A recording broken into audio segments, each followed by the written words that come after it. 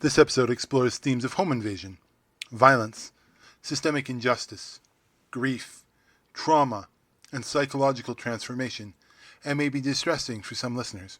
Listener discretion is advised. A quiet home settles into the kind of stillness people rarely question. The kind that feels so natural, it almost disappears into the background of daily life. Soft laughter drifts through the air, light and effortless.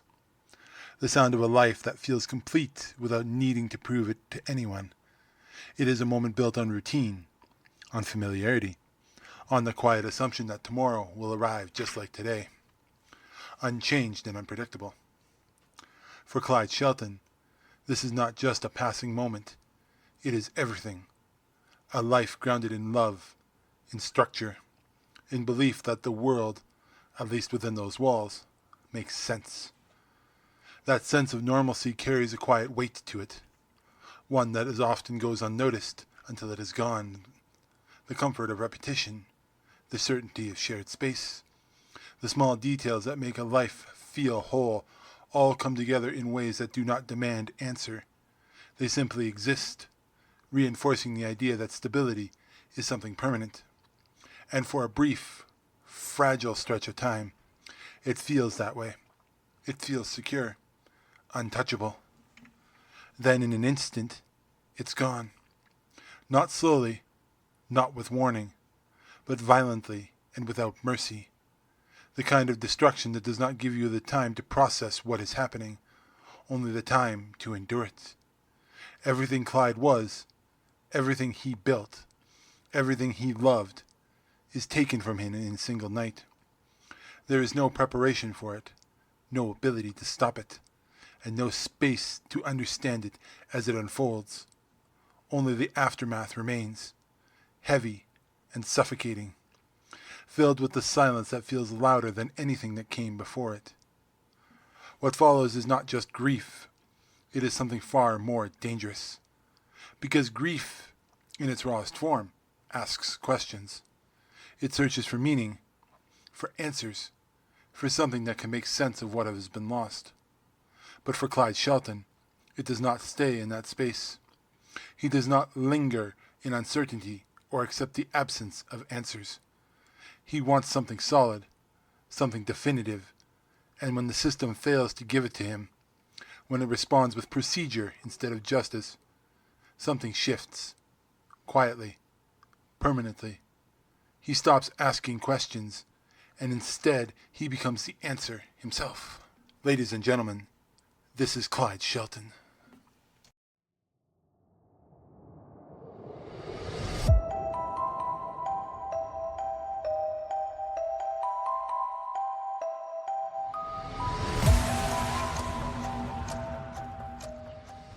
Welcome to Revenge and Madness, the only place where you're going to find twisted justice and call it the line between insanity and reality. What happens when the justice system does exactly what it was designed to do and still fails the person who needed it most? What happens when the process works, when deals are made, when cases are closed, and yet the outcome still feels hollow, incomplete, and deeply wrong in a way that cannot be ignored? These questions do not exist in isolation. They sit at the center of a much larger conflict between expectation and reality, between what justice is meant to be and what it becomes when filtered through compromise. This is not a story about a man who breaks under tragedy. It is a story about a man who is reshaped by it. Clyde does not respond with impulsive rage or reckless violence. He does not lash out blindly in the aftermath of his loss. Instead, he becomes something far more unsettling. He becomes patient, calculated, precise. Every decision is deliberate. Every action is measured before it is carried out. And there is something deeply uncomfortable about that transformation, because it does not distance the audience from him. It draws them closer. It forces a recognition that is so difficult to ignore. A moment where the understanding begins to form even when it feels like it should not. That tension between empathy and unease is what gives his story its weight. And that is where this begins, not with the act itself, but with the question that follows it. not with the loss, but what comes after it. Because this is not just about what was taken from Clyde Shelton, it is about what he becomes in response to it. Clyde Shelton begins as something simple and familiar. A husband, a father, a man whose life follows a rhythm that feels safe and predictable. There is comfort in that structure, in the repetition of a life built on connection and routine. It is the kind of life that feels grounded, the kind of people that assume will always be there, the kind that exists without needing to justify itself. That sense of stability is what makes this loss so immediate, so absolute when it happens. In a single night, that life is shattered beyond recognition. Two men enter his home and turn it into something unrecognizable, stripping it of everything that once made it safe. What follows is brutal, chaotic, and unforgiving, leaving Clyde not only with the loss, but with something far more damaging layered beneath it: helplessness. He is forced to witness everything, unable to intervene, unable to change the outcome, unable to do anything but endure what is happening in front of him. And that kind of experience does not fade with time. It embeds itself. It becomes part of how a person understands the world moving forward, shaping how they respond to everything that comes after. But the true breaking point does not end with the crime itself. It comes after, in the system that has meant to respond to it.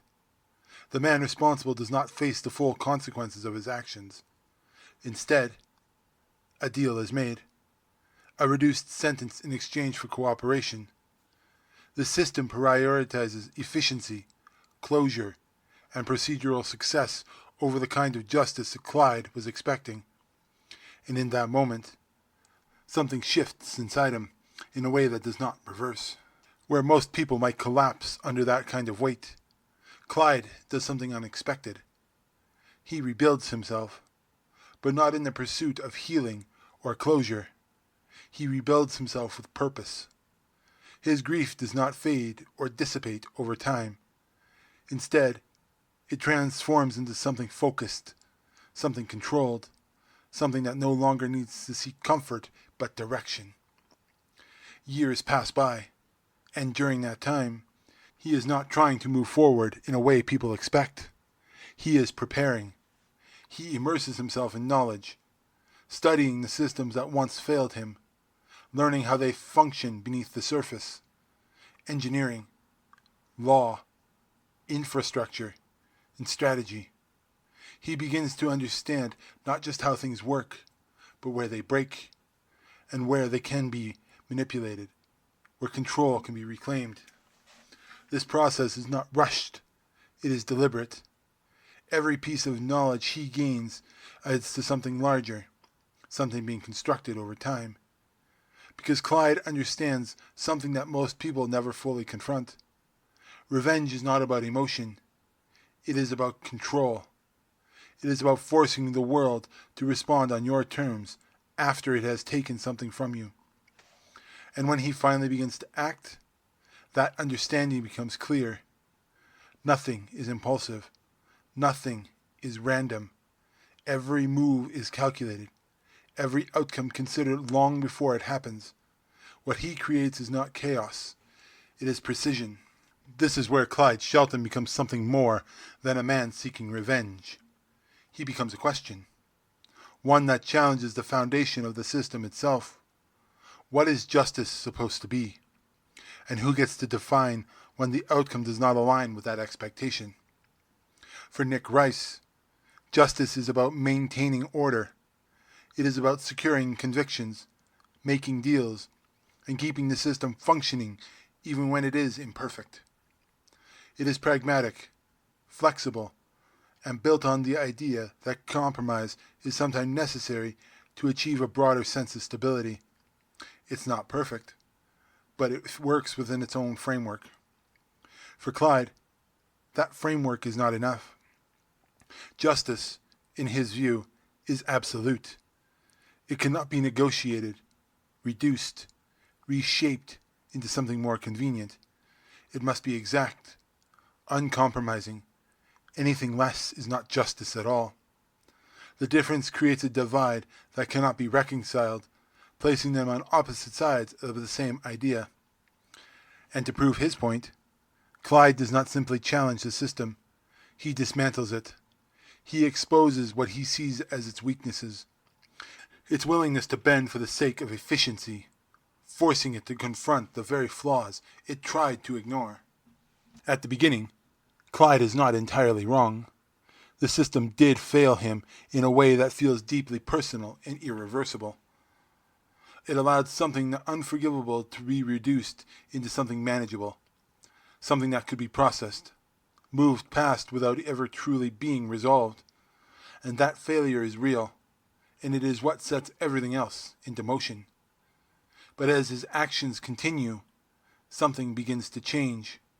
The line between justice and control begins to blur, and then slowly disappears. Clyde stops seeking balance or accountability. Instead, he begins to demand control, not just over the individuals responsible, but over the system itself, over the outcome, over the narrative. His actions expand beyond their original purpose. They escalate, reaching further, impacting more people, becoming something larger than the crime that started it all. And this transformation does not happen in a single moment. It happens gradually, through justification, through escalation, through the quiet belief that every step is necessary, until eventually, the man who once wanted justice becomes something else entirely, not a victim seeking resolution, but a force imposing his own version of order, regardless of whatever the cost may be. Clyde Shelton is not just a man driven by revenge. He is a reflection of what can happen when the system fails in a way that feels deeply personal and irreversible.